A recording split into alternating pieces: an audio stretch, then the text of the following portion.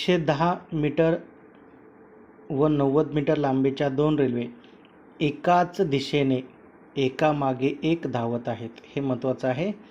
एकाच दिशेने आणि एकामागे एक धावत आहेत. त्यांचा वेग अनुक्रमे ताशी 70 व 115 किलोमीटर आहे. तर त्या एकमेकींना किती वेळात ओलांडतील? आता एक आपल्याला माहीत आहे, जर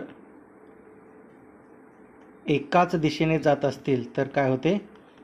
वेगांची वजाबाकी होते. वेगांची वजाबाकी होते. अंतर म्हणजे काय? अंतर काय असेल?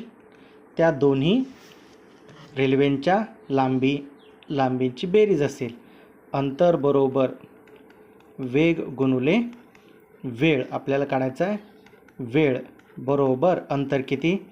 110 अधिक 90 भागिले 115 वजा 70 गुणुले 5/18.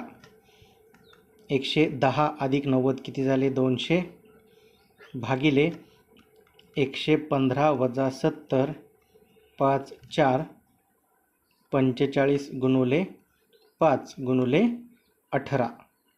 9 दुने 18, 9 पाचा 45, 5 वाचा 25, 25 8 200, 8 दुने 16. म्हणजे त्या रेल्वे एकमेकींना किती वेळात ओलांडतील? 16 सेकंदात ओलांडतील.